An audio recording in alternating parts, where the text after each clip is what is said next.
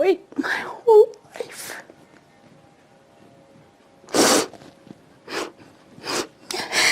And I know where he is now. A Marshall, Minnesota woman is relieved and overcome with emotion as a 75-year-old mystery is solved. In 1944, Elaine Johnson's brother was on board a U.S. Navy submarine that disappeared off the coast of Japan during World War II.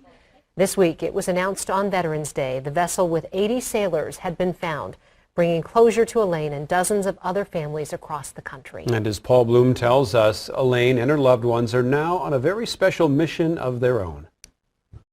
She had a tenacious personality. She wasn't going to give up.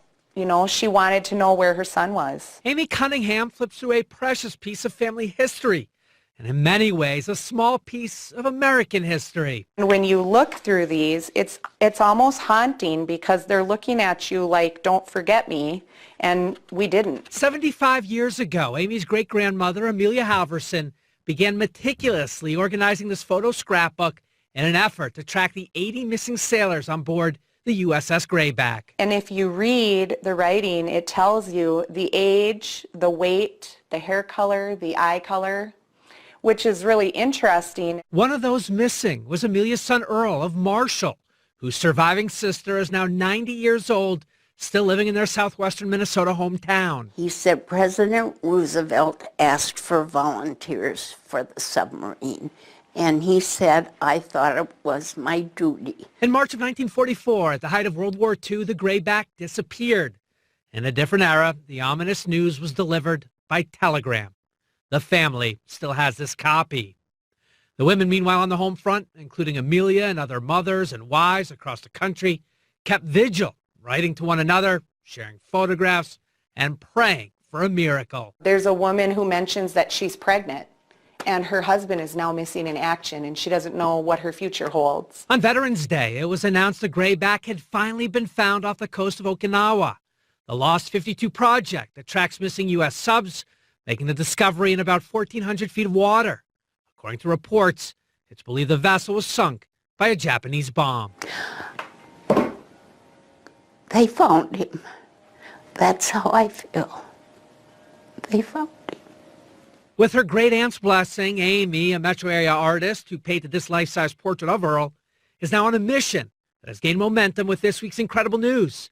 She's committed to tracking down the names, the faces, and stories of those in her great-grandmother's book, all those young men who presumably died together, fighting for freedom. It gives you chills. It makes you really understand the depth, and then also understand the importance of this, where this could have ended up anywhere. It could have ended up in an antique store. It could have ended up in the garbage. But we found it, and we made sure to save it and to commemorate it. And we want to make sure other people get to experience this with us. And it was really eye-opening to see how the war and the Grayback mystery rippled across families and generations. For example, Earl's brother joined the military shortly after the sub disappeared, going off to battle himself in an effort to find Earl. Of course, that brother, Amy's late grandfather, now she's involved in this, her kids.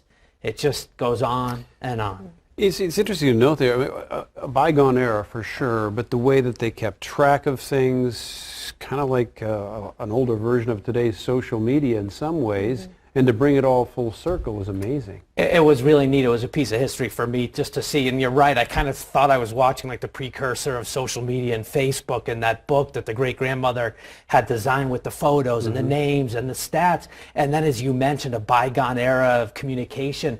You know, in those letters, there were some that had received their horrible news by telegram, but others hadn't. So their letters that said, well, I haven't gotten the telegram, so maybe the military's wrong. Maybe my son is still alive out there.